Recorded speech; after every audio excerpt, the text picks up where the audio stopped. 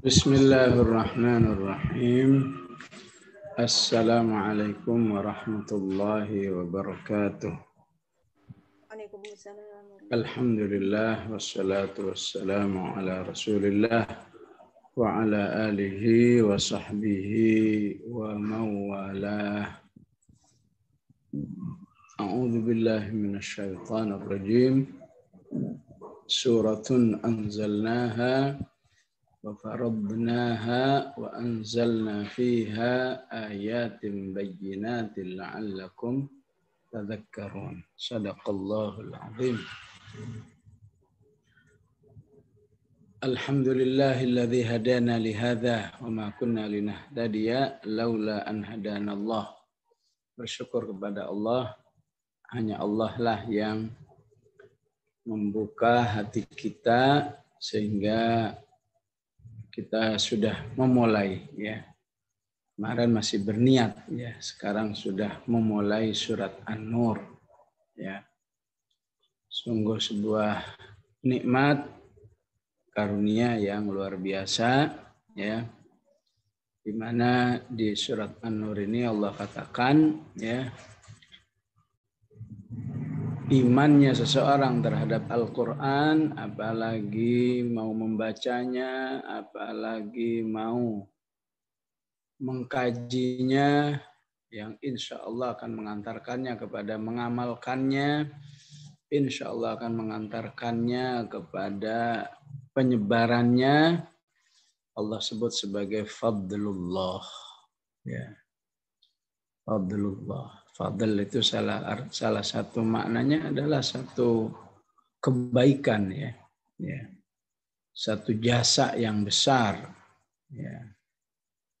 Ketika seorang suami dan istri ada niatan mau cerai, maka Allah ingatkan wala tansawul fadla bainakum. Ya.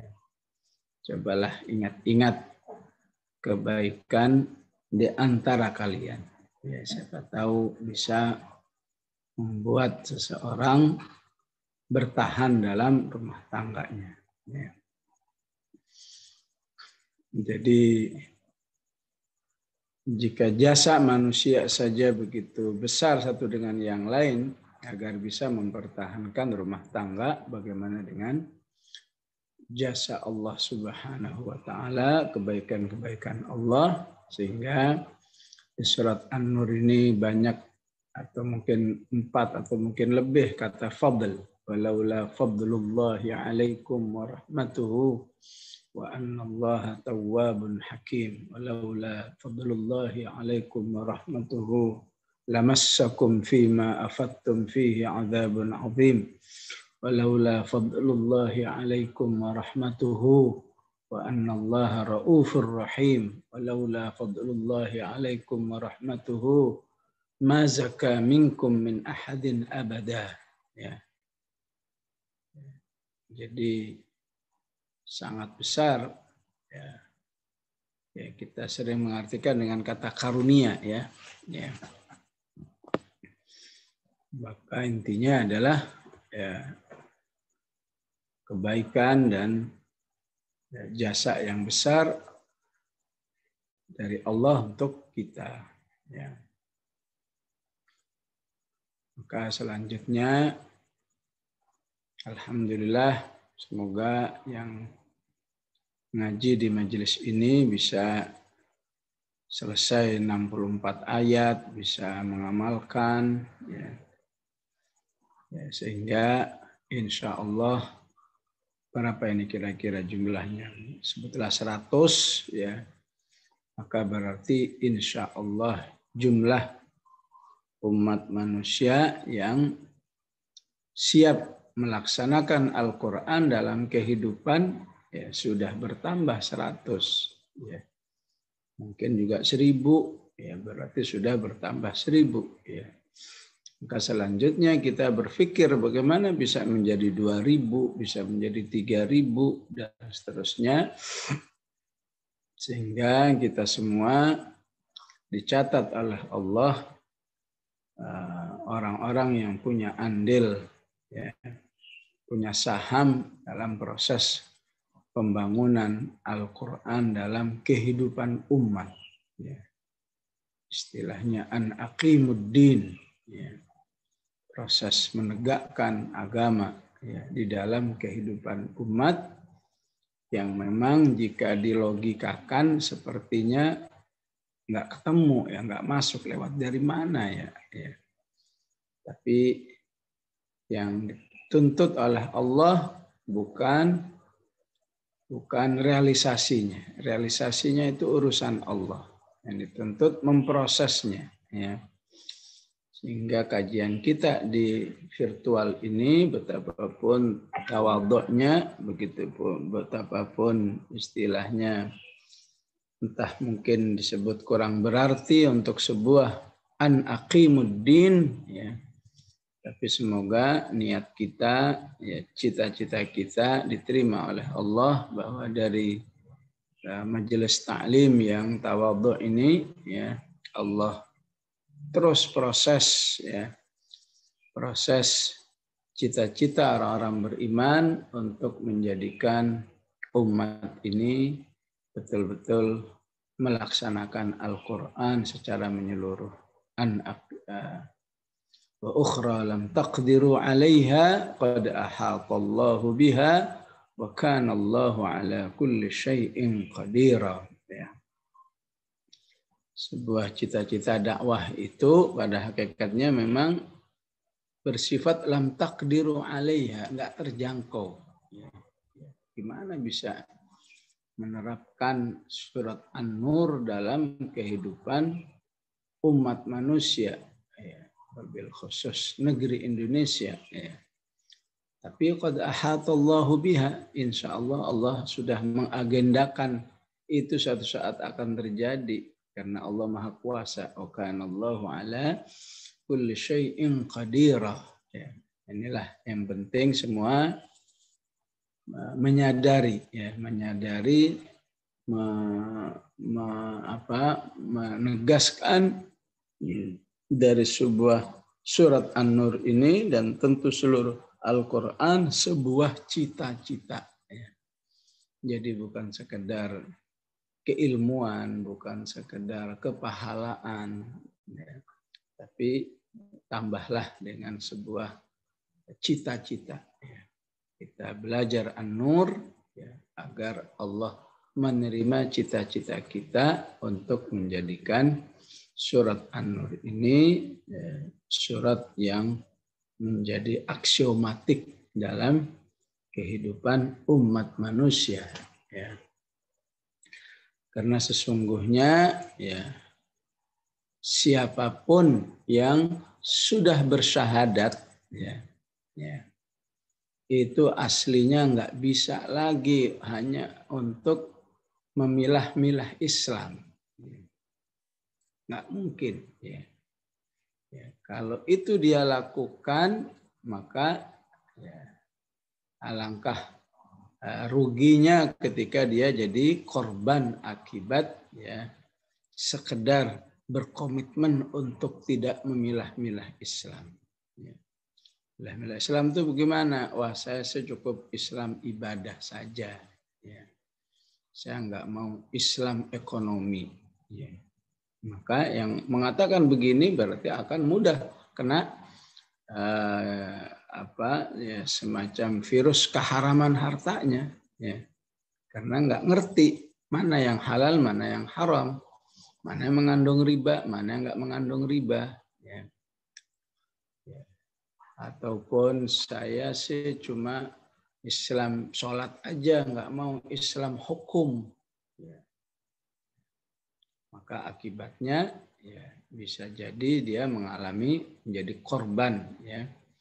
Korban ketidakfahaman, ya, hukum-hukum Islam yang katakan menjaga, ya, menjaga kemuliaan diri manusia, ya.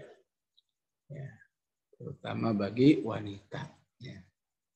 Karena hakikat Islam adalah harus bisa merealisasikan penjagaan terhadap 5 hal. Ya.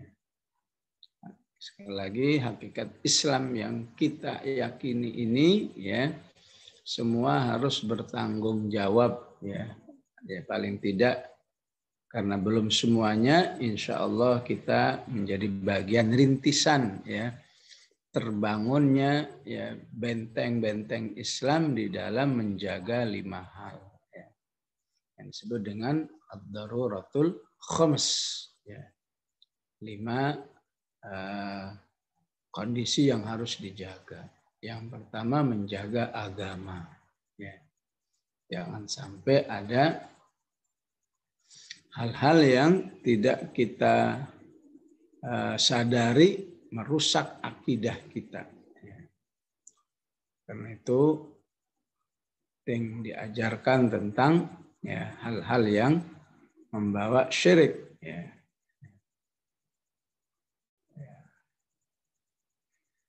Jadi hifdzuddin ya.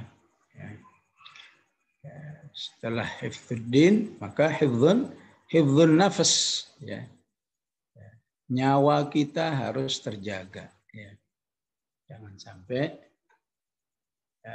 tertumpahkan darahnya ya karena kondisi umat manusia yang tidak mengenal besarnya dosa menumpahkan darah ya ataupun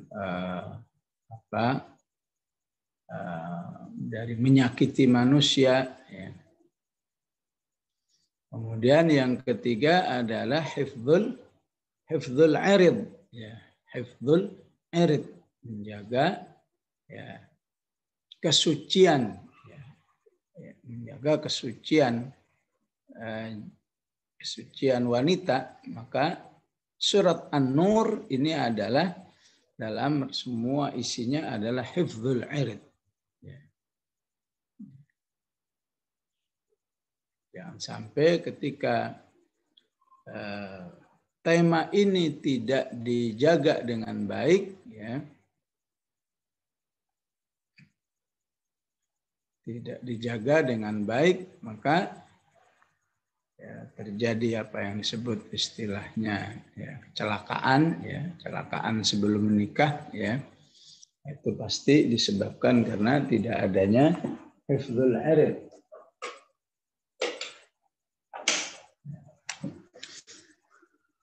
Kemudian ada hifdzul mal ya.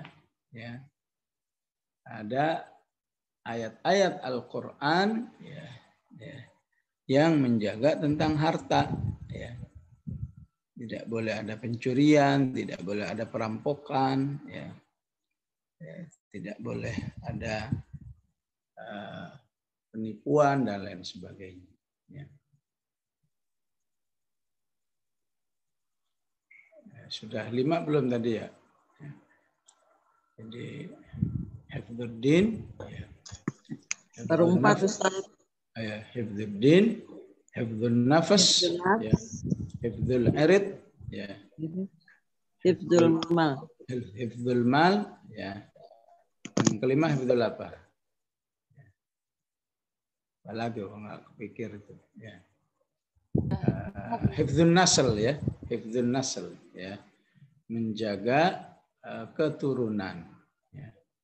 Menjaga keturunan jangan sampai ada keturunan yang terputus, ya, ya, ya di balik sebuah kecelakaan, ya sebelum menikah misalnya, ya memang sah-sah aja nikah lagi, dinikahkan ya. Ya, setelah itu jadi halal ya, setelah menikah, tapi status anaknya terputus ya, nggak nyambung ya. Bernasab ya. Ya itu semua isi Al-Quran tidak terlepas dari menjaga 5 hal itu agar tidak terjadi menimpa menjadi musibah yang menimpa manusia. Maka saat Al-Quran belum tegak dalam kehidupan, maka hampir bisa disebut ya 5-5-nya ini ya dalam kehidupan manusia kacau semua. illa man rahimallah, kecuali yang masih dirahmati oleh Allah Subhanahu wa taala, ya. Yang tidak dirahmati semua kacau, ya. Enggak sholat biasa, jatuh kepada syirik biasa, ya. Menipu orang biasa, berzina biasa, semua dianggap, ya, menjadi hal-hal yang, ya, tidak dianggap dosa lagi, ya. Tidak takut lagi kepada Allah Subhanahu wa taala, ya. Padahal, ya, salah satu jaminan masuk surga itu adalah jika manusia aman dari, ya, hal-hal ini, ya. Misalnya disebut di surat Al-Furqan, walladzina la yad'una ma'allahi ilahan akhar. Ya, ini hifdzuddin, ya. Walladzina la yad'una ma'allahi ilahan akhar wa la yaqtuluna an-nafsa allati harramallahu illa bil haqq, ya. Di sini ada hifdzun nasr, ada menjaga keturunan, menjaga jiwa, ya, dan menjaga harta. Wala yaqtuluna an-nafsa allati harramallahu illa bil haqq. Karena biasanya pembunuhan itu enggak terlepas daripada kepentingan, ya, harta, ya, ataupun jiwa, ya, sehingga orang berani membunuh, ya. Wala yaqtuluna an-nafsa allati harramallahu illa bil haqqi wa la yaznun, dan tidak berzina, ya, tidak. Orang yang berzina berarti sudah hancur, ya, hifdzul iridnya dan hifdzul, ya, hifdzul nasalnya, ya. Kesuciannya sudah terkoyak, ya, keturunannya jadi terputus, ya. Sehingga Allah ancam, wa man yaf'al dzalika yalqa athama yudha'af lahul 'adzabu yaumal qiyamati wa yakhlud fihi muhana. Maka agar bertaubat, kalau mau bertaubat ya harus memperbanyak amal soleh, ya. Illa man taba wa amana wa amila amalan salihah, ya. Fa ulaika yubaddilullahu sayyi'atihim hasanat kana Allahu ghafurur rahim. Wa man taba wa amila salihan. Kenapa yang di atas, ya, wa amila amalan salihah. Ayat di bawahnya wa amila salihan, ya. Yang di atas amal solehnya orang yang sudah, ya, mengalami kerusakan dalam daruriyatul khamsnya, yang limanya yang darurat, 5 yang harus dijaga sudah terkoyak, sudah hancur, maka masih bisa ditambal dengan amal saleh yang banyak. Setelah banyak baru normal lagi. Wa man taba wa amila shalihan ulaika yatubu ilallahi mataba. Ya. Jadi mereka yang teramankan hifdzul daruriyatil khamsnya, maka Allah jamin mereka adalah ulaika yujzaunal ghurfata bima sabaru wa yulqawna fiha tahiyyatan wa salama khalidina fiha hasunat mustaqarra wa muqama. Dijamin masuk surga. Maka manusia yang hidupnya tidak terjaga dalam 5 perkara ini, 5 perkara yang harus dijaga ini, Allah katakan qul ma ya'ba'u bikum. Kamu itu menjadi makhluk yang tidak ada nilainya, tidak ada kemuliaannya sama sekali, seperti disebut di surat Al-A'raf, ulaika kal an'ami bal hum adall. Manusia itu seperti binatang, bahkan lebih hina, ya. Laula du'aukum, menjadi mulia lagi kalau manusia itu mau beribadah kepada Allah, ya. Kalau enggak, ya siap-siap azab itu akan menjadi permanen dalam dirimu. Faqad kadzdzabtum fasawfa yakunu lizama. Inilah gambaran umum ya dari surat An-Nur khususnya dan Al-Quran umumnya. Ya. Karena kita bicara surat An-Nur, maka penekanan pada daruriyatul khams ini, 5 perkara yang harus dijaga ketat ya, maka harus ditegaskan di ayat ini ya. Entah cukup atau enggak, mungkin sementara kita baru perkenalan dulu sama surat An-Nur ya. Ya, semoga aja terus menerus ya. Kalau dengan perkenalan ini maksudnya andai kata mungkin ada yang berhalangan ya di tengah-tengah, paling enggak sudah mendapat gambaran ya. Surat An-Nur itu maunya apa ya. Maunya tadi ya, hifdzu daruriyatil khams. Surat An-Nur isinya adalah menjaga 5 perkara yang harus dijaga dalam kehidupan manusia ya, biar selamat di dunia, terutama selamat di akhirat ya. Yang kedua yang harus kita pahami adalah ya, kesadaran sebagai orang beriman untuk ya menyikapi posisi surat An-Nur dalam kehidupan ya.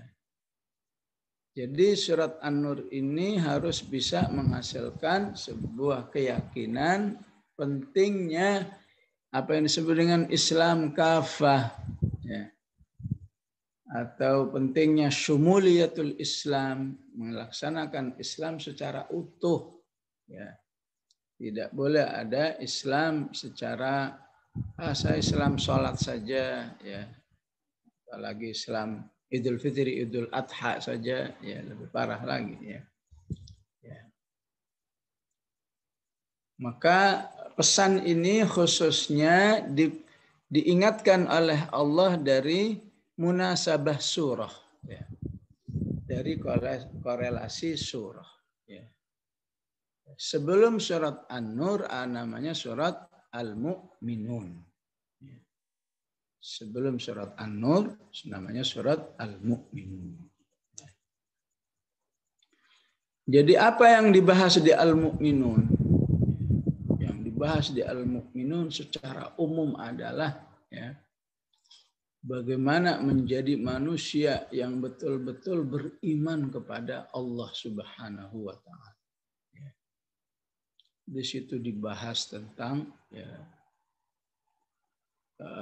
pentingnya sholat, pentingnya zakat, pentingnya menjaga diri ya, dengan sebuah cita-cita agar manusia itu menjadi ahlul firdaus alladzina yarithunal firdaus hum fiha khalidun.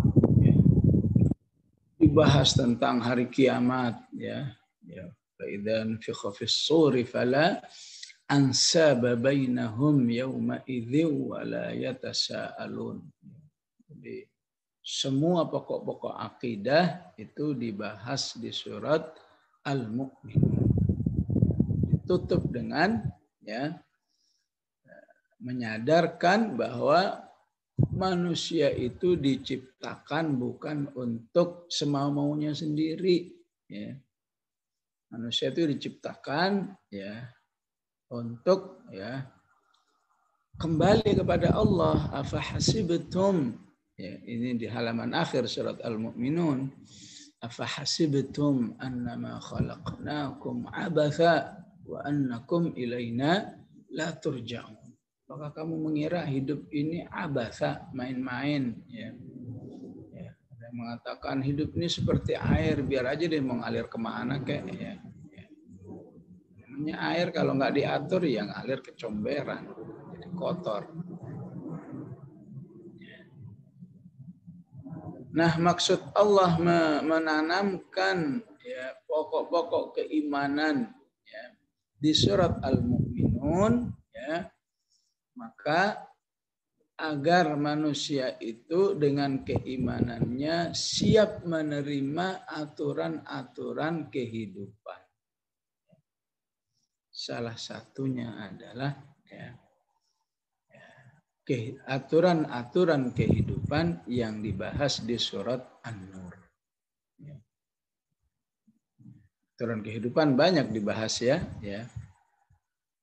Apakah di Al-Ahzab, apakah di At-Tahrim, At-Talaq, At-Taghabun, An-Nisa, banyak aturan-aturan kehidupan.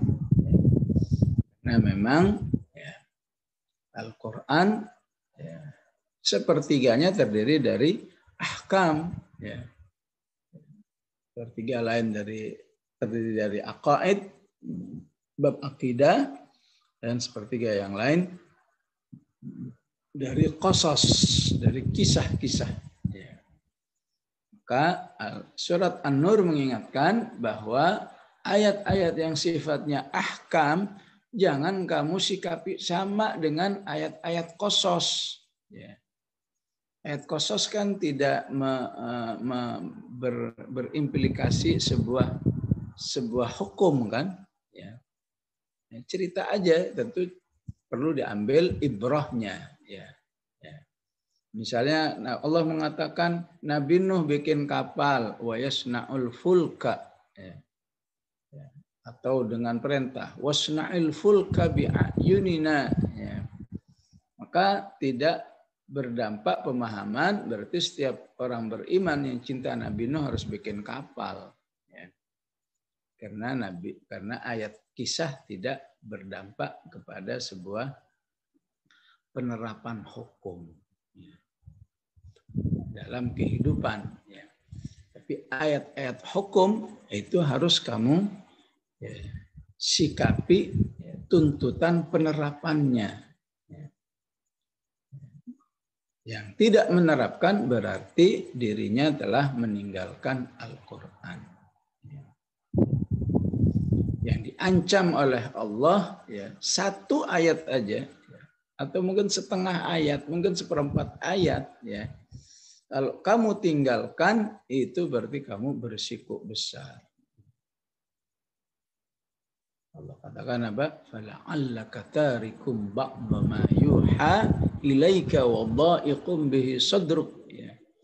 Awas ya kamu meninggalkan Al-Quran. Ini walaupun cuma sebagian kecil saja. Atau ayat yang lain, kalau tadi di surat Hud juga ada di surat Al-Maidah.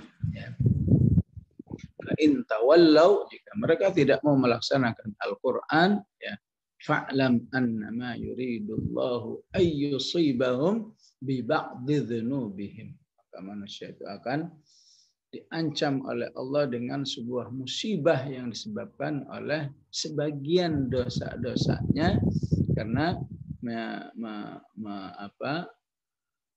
meninggalkan ayat Al-Quran ataupun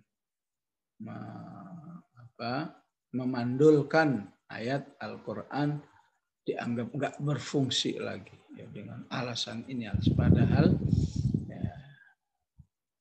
masyarakatnya adalah notabene orang-orang yang bersyahadat. Ini aslinya sebuah bahaya yang luar biasa. Namun ketika sebuah dosa itu menjadi tertanam bertahun-tahun, ditambah ketidakpahaman, maka umat menjadi kebal terhadap dosa yang besar ini, dosa meninggalkan hukum Allah Subhanahu wa taala, meninggalkan Al-Qur'an sebagai fungsi hukum. Walaupun alhamdulillah kita masih bersyukur sebagai fungsi tilawah masih, fungsi pembelajaran masih, tinggal fungsi hukumnya, fungsi syifa masih. Nah, itulah konsekuensi apa yang ditanamkan di surat Al-Mu'minun, pelaksanaannya adalah di surat An-Nur. Setelah surat An-Nur namanya surat Al-Furqan. Al-Furqan itu penegasan kembali tentang posisi surat An-Nur. Surat An-Nur adalah berisi tentang ayat-ayat hukum dan itu merupakan ya salah satu dari tema besar Al-Qur'an ya. Maka siapa saja yang beriman terhadap Al-Qur'an maka dia berkewajiban ya menjalankan Al-Qur'an itu dalam kehidupan.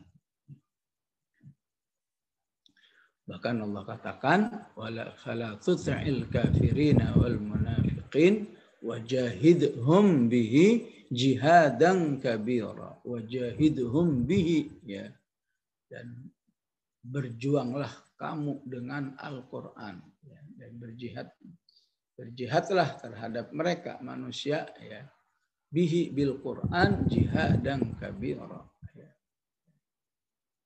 Lakukanlah sebuah ya, kerja besar sebut jihadan kabira dalam rangka menghidupkan Al-Qur'an di tengah-tengah umat ya.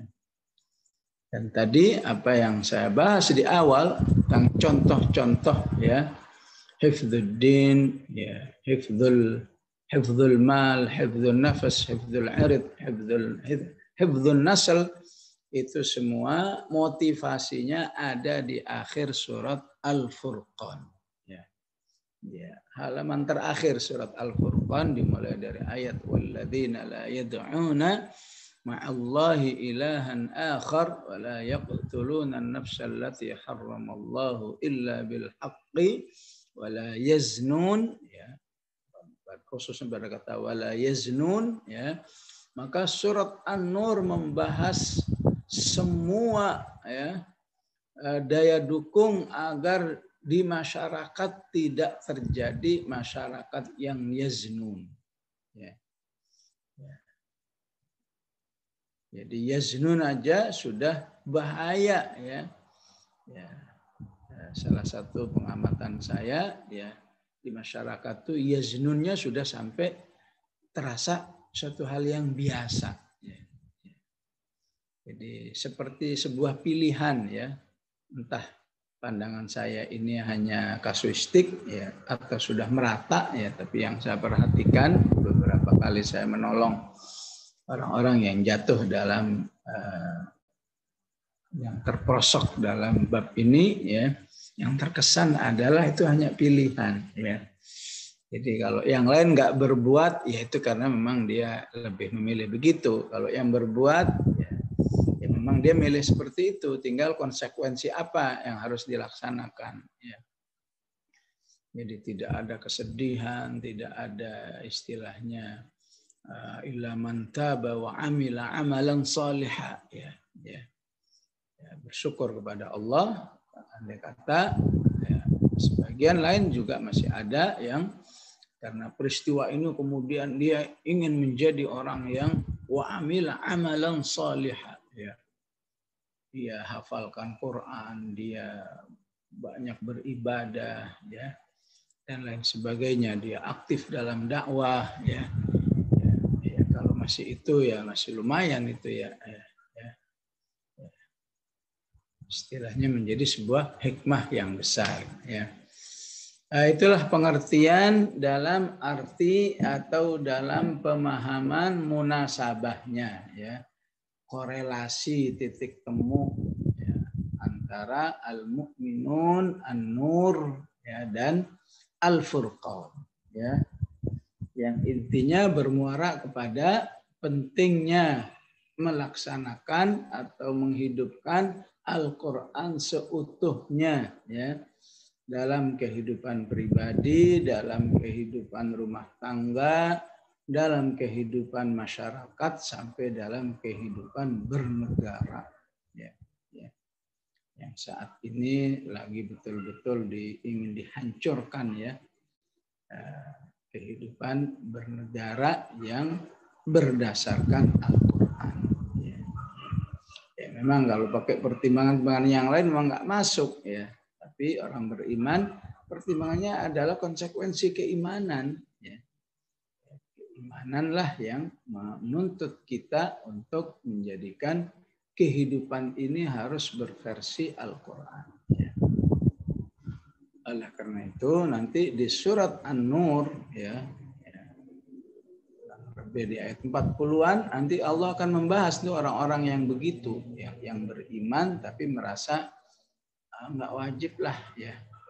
Wa yaquluna amanna billahi wa birrasuli wa ata'na thumma yatawalla fariqum minhum wa ma ulaika bil mu'minin wa idza du'u ila Allahi wa rasulihi liyahkuma bainahum idza fariqum minhum mu'ridun wa iyyakul lahumul haqqu ya'tu ilaihi mud'inin afi qulubihim maradun am irtabu am yakhafuna ay yahifallahu alaihim wa rasuluh ya bal ulaika humudz zalimun ya. Jadi mulutnya boleh mengatakan beriman, tapi ketika dia tidak meyakini, tidak mengakui Al-Qur'an sebagai landasan hukum kehidupan, Allah sebut wa ma ulaika bil mu'minin. Ya. Mereka bukanlah orang beriman ya. Mereka adalah orang-orang yang zalim ya. Kenapa? Ya, giliran bagian daripada Islam itu menguntungkan ya, ya ini bagus wa iyyakul lahumul haqqu ya'tu ilaihi mud'inin ya. Biasanya apa dari Islam ini yang pasti tidak akan ditolak ya. Kalau yang ada uangnya ya, haji ada uangnya ya. Bank syariah ada uangnya. Apalagi zakat ada uang. Kalau ada uangnya itu ya ya'tu ilaihi mud'inin. Ya. Dia menganggap wah iya betul ini bagus ini. Ya. Konsep ini bagus ya. Ya. Bahkan ya, sudah mulai disebut-sebut istilah keuangan syariah ya. Sudah mulai karena sudah terlihat ya di beberapa negara di Inggris juga sudah mengungkapkan seperti itu ya. Ya, konon kabarnya keuangan sekuler itu sebetulnya sudah ambruk dari tahun 70-an ya. Ini sebetulnya kalau masih kelihatan ini cuma ya istilahnya maksa-maksain ya. Sistem keuangan Islam lah sebetulnya yang betul-betul memberi jaminan kehidupan yang baik buat umat. Insya Allah difahami ya poin kedua tadi tentang munasabah. Ya. Tentang ketiga salah satu apakah mau sebut fadilah keutamaan ya adalah ucapan Umar ya. Sebagian ada mengatakan ucapan Umar, sebagian ada yang meriwayatkan bahkan sabda Rasulullah sallallahu alaihi wasallam ya, wallahu alam ya, sebutlah andai kata itu nasihat dari Umar ya, maka perkataan sahabat itu ya, bisa dijadikan sebagai hujjah karena para sahabat pasti tidak mungkin dia mengucapkan sesuatu tidak dasar dari hasil minimal kesimpulan apa yang dia pelajari dari Rasulullah Shallallahu Alaihi Wasallam. Nasihat itu berbunyi begini: alimu nisaakum suratan nur. Ajarilah wanita-wanitamu, ya, berarti bisa istri, bisa anak-anak, atau bisa wanita muslimat pada umumnya. Ya. Ajarilah wanita-wanitamu surat An-Nur. Ya. Wa'allimu rijalakum surat Al-Ma'idah. Dan ajarilah kaum laki-lakimu surat Al-Ma'idah. Apakah maksud hadis ini ada sebuah sebuah pembagian? Ya. Jadi laki-laki nggak perlu surat An-Nur, laki-laki bisa ya. Laki-laki tertuntut dua-duanya. Ya. Laki-laki berarti harus belajar An-Nur dan Al-Ma'idah. Wanita ya, utamanya surat An-Nur, yang lain boleh kalau mau nambah. Ya. Kenapa begitu? Karena ketika Umar mengatakan alimu, ajarilah, yang diajak ngomong siapa? Ya laki-laki. Alimu, ajarilah wahai kaum laki-laki wanita-wanitamu surat An-Nur. Berarti bagaimana laki-laki bisa mengajarkan kalau dia nggak belajar dulu?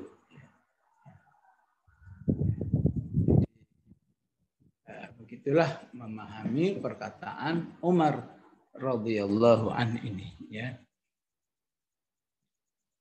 Maka wanita mendapat penekanan khusus untuk belajar ya, surat An-Nur, ya.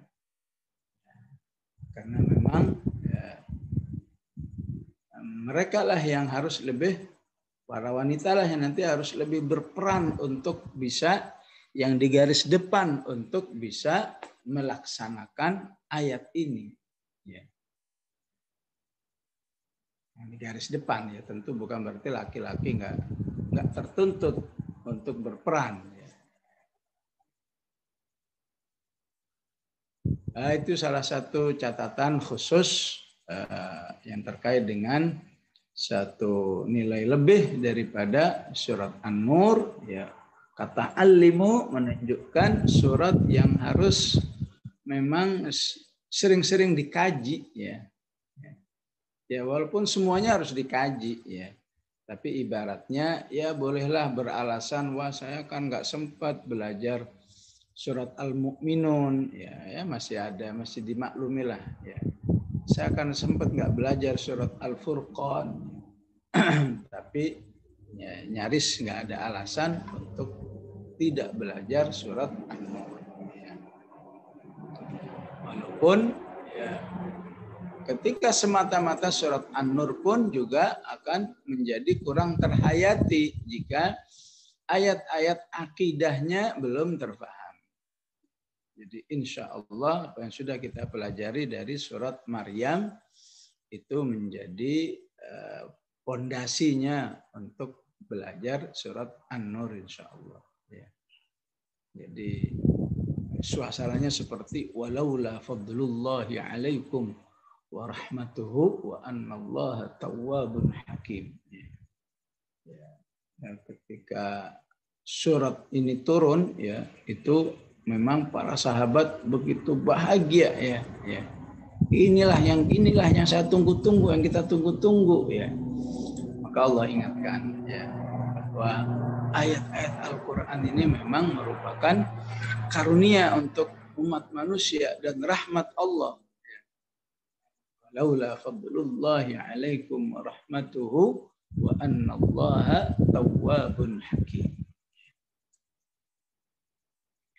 Kemudian poin yang keempat yang harus kita pahami, ya adalah ta'rif surat An-Nur. Ya. An-Nur artinya adalah cahaya. Ya. Mengetahui seluk-beluk, ya, nama surat, ya, nama surat An-Nur. An-Nur adalah cahaya. Ya. Dan Al-Quran di dalam membahas cahaya, ya, baik cahaya yang maddiyah maupun yang maknawiyah.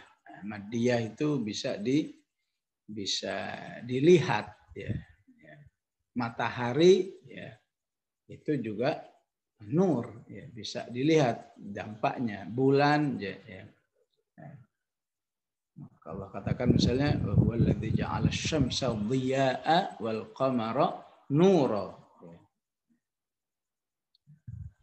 Al-Quran juga menyebut nur secara maknawiyah, ya.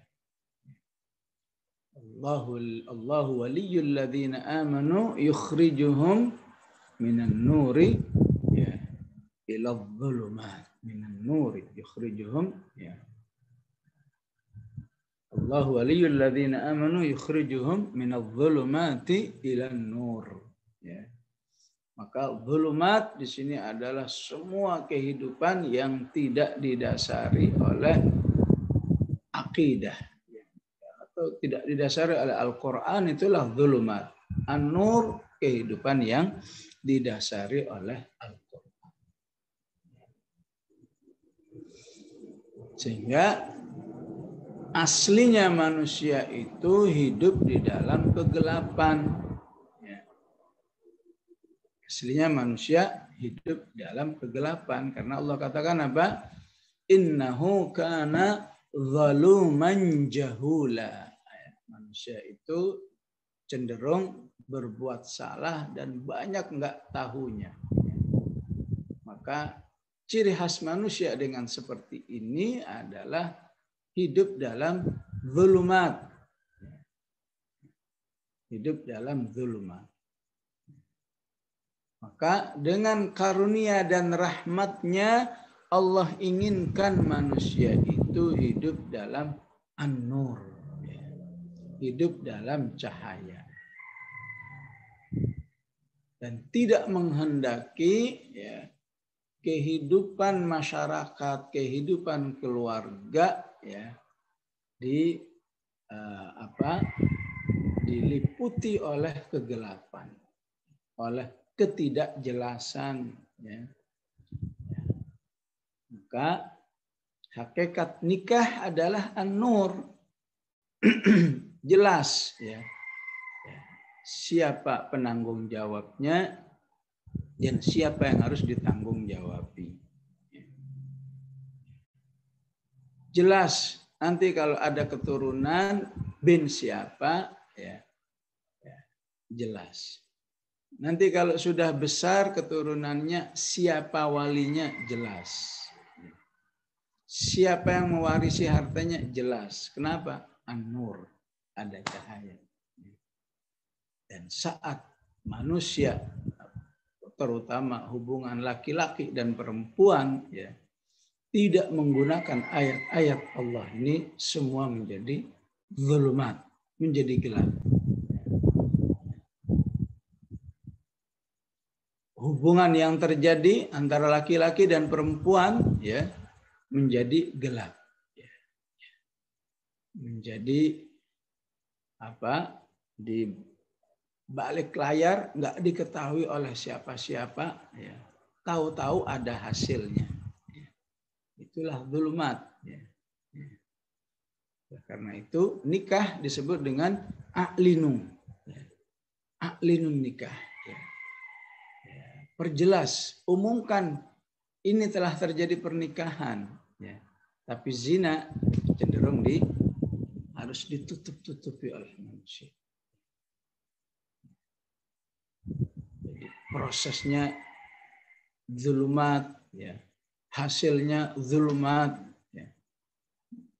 lahir anak zulumat, karena anaknya nggak bisa dibinkan dengan laki-laki yang menjadi benihnya. Saat menjadi wali zulumat, harus wali ke hakim. Saat pewarisan nggak berhak, zulumat. Kalau ini dilakukan oleh jutaan manusia, la haula wala quwata illa billah. Sudah pasti masyarakat yang zulumat. Rasulullah menjelaskan, tidaklah di sebuah masyarakat sudah menyebar zina, bahkan sudah sampai dilegalkan. Jangan coba-coba kamu mendatangi tempat perzinahan, kamu protes dan seterusnya. Maka Rasulullah mengancam akan menyebar dalam kehidupan manusia at-ta'un, penyakit yang berpandemi. La haula wala quwata illa billahil azim. Dan apa yang terjadi ini tidak terlepas dari terjadinya perzinahan di seluruh bumi ini. Wal auja'ul lati lam takun madat min qablu, dan nanti akan terus terjadi penyakit-penyakit yang enggak manusia aja yang milenial, penyakit pun milenial. Penyakit generasi baru, dulu enggak ada, sekarang ada. Manusia repot menciptakan obatnya. Yang pencipta obatnya membisniskan, padahal ini untuk kepentingan manusia.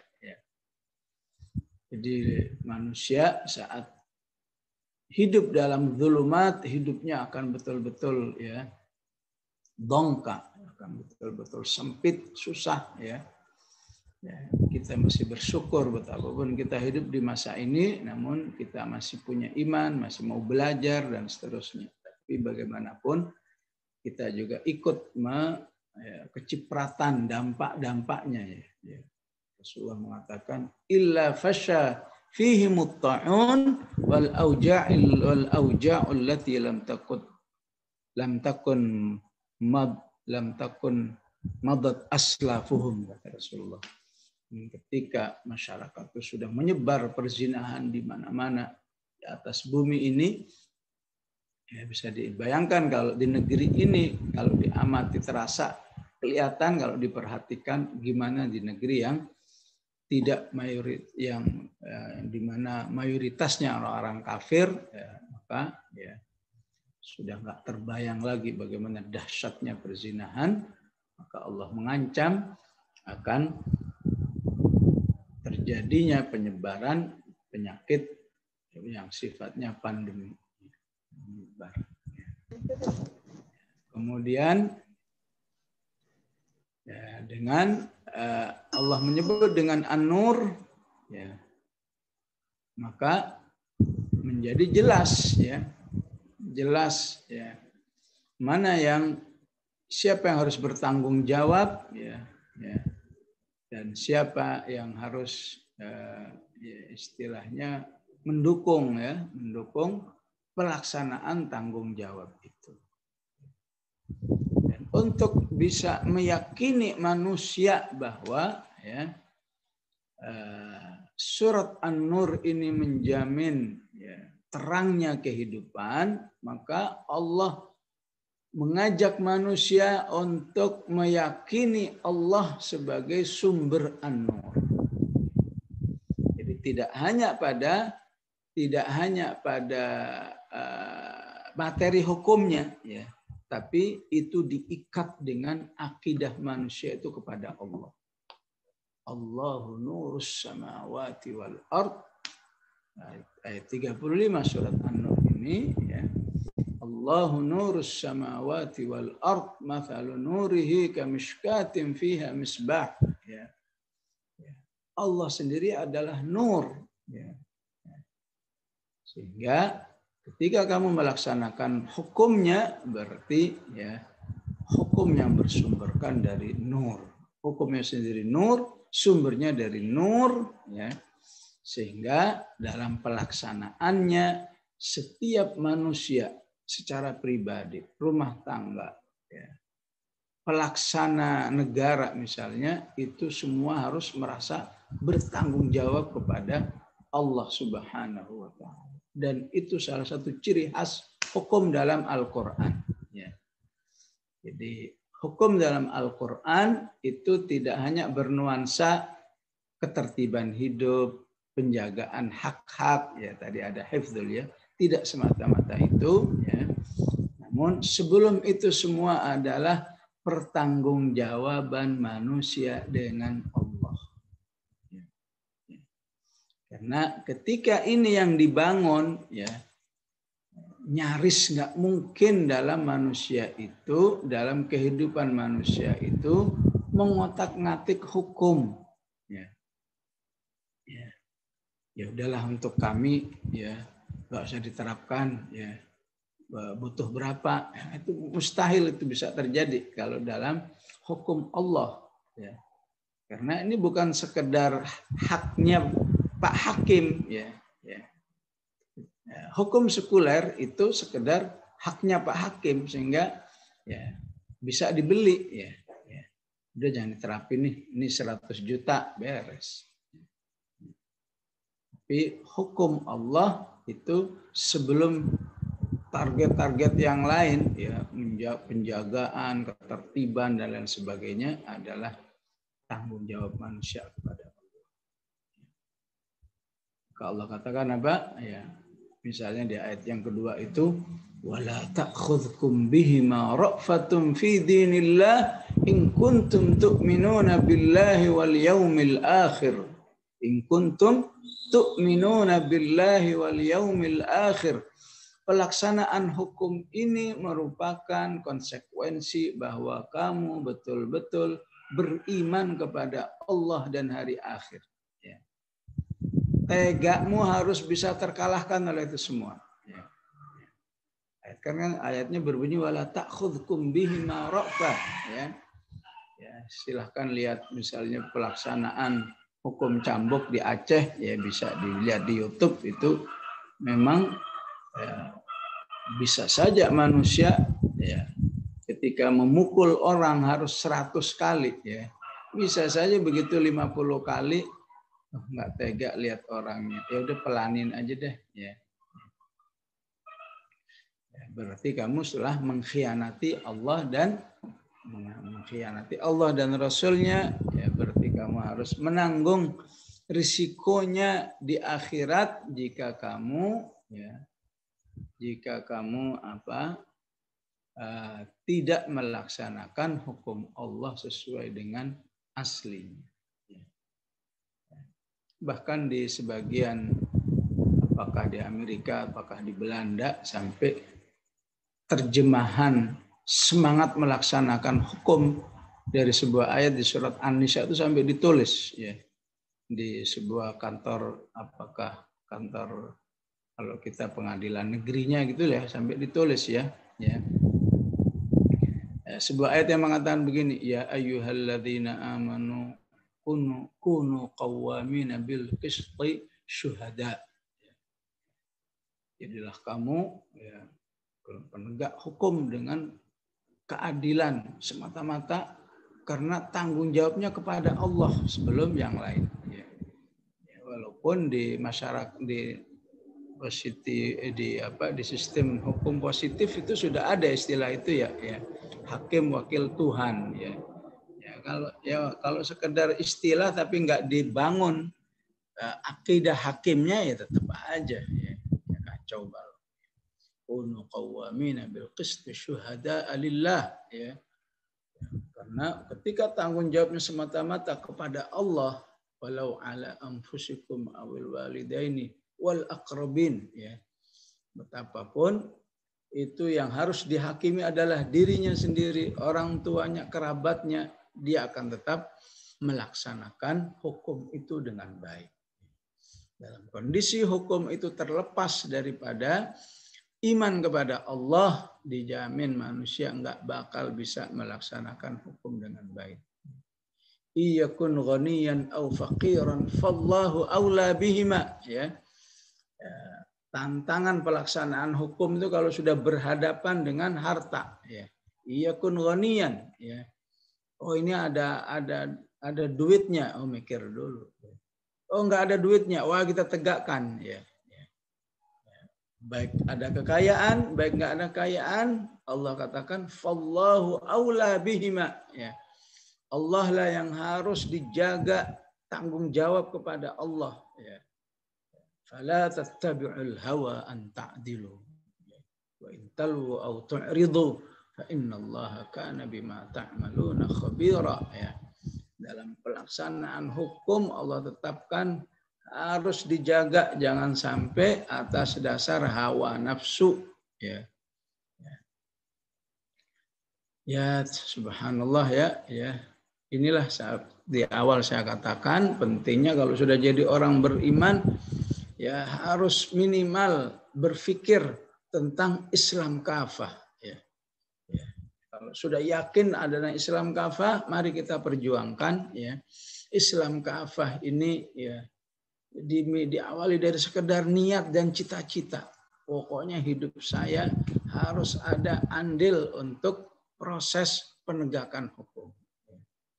Ya, sehingga sering kita dengar ya kalau hakim itu benar-benar melaksanakannya sesuai dengan tanggung jawabnya karena Allah, biasanya hakim itu akan mudah dimutasi, ya. Ditaruh ke Papua, ditaruh di Jambi yang dalam-dalam sana lah ya, yang kira-kira nggak banyak perkara-perkara yang bersinggungan dengan politik ya. Karena kalau sudah bersinggungan politik hukum itu ya imma bisa cepat kaya, tapi awas kehidupan di akhiratnya sangat bahaya sekali. Ya. Imma harus sengsara karena sistemnya tidak mendukung. Ya, disinilah pentingnya ya, umat Islam bercita-cita, ya, berjuang, merintis tegaknya kehidupan yang betul-betul Qur'ani di segala bidang. Ya. Di eksekutifnya Qur'ani, di yudikatifnya ya, Qur'ani, dan semuanya Qur'ani insya Allah ya, agar dengan mudah ya, Islam dilaksanakan di wabil khusus oleh para penegak-penegaknya, oleh hakimnya, oleh pebisnisnya, ya, oleh katakan suami, ya, terutama oleh pemimpin utamanya di sebuah negeri itu, ya. Baik, itulah ya, ternyata belum bisa memulai satu ayat ya, karena memang manhajnya belajar tafsir itu harus dimulai dengan ya takrif ya, pengenalan ya, dan kalau ibu-ibu suatu saat Allah kasih ilmu bisa baca misalnya tafsir fi dhilal, beliau selalu begitu manhajnya ya. Tidaklah bahas surat ya, kecuali ya istilahnya muqaddimah surat itu bisa satu buku sendiri ya. Muqaddimahnya doang itu satu buku sendiri, belum masuk ayatnya ya. Hampir semua surat begitu ya, kekhasan ya fi dhilalil Quran ya. Karena memang ya, di balik nama surat itu sendiri sudah mengandung pesan yang luar biasa. Itulah Al-Quran. Ya. Dan balik namanya surat sendiri ya. Jadi dari surat itu kita memahami tadi ya tujuan umum, tujuan khusus, munasabah, ya, nama surat An-Nur itu sendiri dan seterusnya. Ya. Baik, aku qouli hadza wa astaghfirullahal azim. Wassalamualaikum warahmatullahi wabarakatuh.